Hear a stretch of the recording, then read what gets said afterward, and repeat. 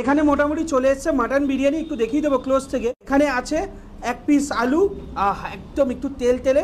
এবার দেখো একটা ব্যাপার তো বলতেই হবে, ও হো হো মটনের পিসটা দেখো, এই রয়েছে একদম মাটনের পিস, আর একদম সোনালিদি নিজের হাতে বিরিয়ানি করেছে।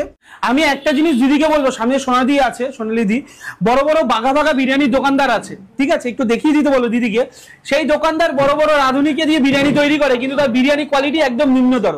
সেখানে দাঁড়িয়ে দিদি নিজের হাতে বিরিয়ানি তৈরি করে এরকম যে একদম অ্যাকুরেট দাদা বৌদি স্টাইল বা অ্যাকুরেট ব্যারাকপুর স্টাইল বা ডিওপি স্টাইল, যেই স্টাইলই বলো না কেন বড় বড় ব্র্যান্ডসের মতো, সেই স্টাইলটা কিন্তু আনার চেষ্টা করেছে। পিওর রিয়াজি পিস, ভালো একটা পোর্শন চর্বি। মাটনটা দেখো, ও হো হো প্রচন্ড গরম। এই রয়েছে আলুটা, এই দেখো আলুটা দেখো, একটু হালকা রাইসটা দিয়ে মুখে দেওয়া যাক, মা মাগো খাওয়া যাক, প্রথম বাইট দেওয়া যাক, শুরু করা যাক।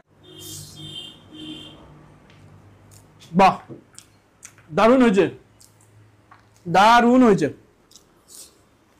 কেন বললাম, প্রথম কথা ওই যে ইয়াকনিটা করেছিল, ওই যে বিরিয়ানি মশলাটা সবকিছু দিয়ে যে স্টকটা করেছে, ওই যে মেজারমেন্টটা করা, ওইটা হচ্ছে টাফ জিনিস। বিরিয়ানি মশলার মেজারমেন্ট সাথে সাথে ইয়াকনির মেজারমেন্টটাই হচ্ছে মেন জিনিস। এই রয়েছে মাটনটা, একটা জুসি মাটন। এই দেখেছো মাটনটা দেখো, আরো দু হাত লাগাতেই হবে। ও প্রচন্ড গরম। এই দেখো, এই দেখো, দেখেছো, একটু ক্লোজ থেকে দেখা। এই রয়েছে মাটনটা, চর্বিটা দেখো ফাটা ফাটি। মাটনটা নিয়ে নি, ও ফো পুরো একদম দেখো সেদ্ধ, দেখেছো। মাটন দিয়ে রাইস দিয়ে খাওয়া যাক, মুখে দেওয়া যাক।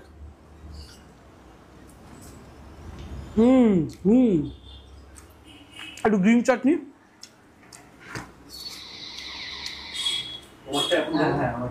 গ্রিন চাটনিটা অনেস্টলি বলছি ফাটা ফাটি লাগছে। তোমরা যখন খেতে আসবে আমি এইটুকু গ্যারান্টি দিয়ে বলতে পারি তোমরা ডিসঅ্যাপয়েন্ট হবে না।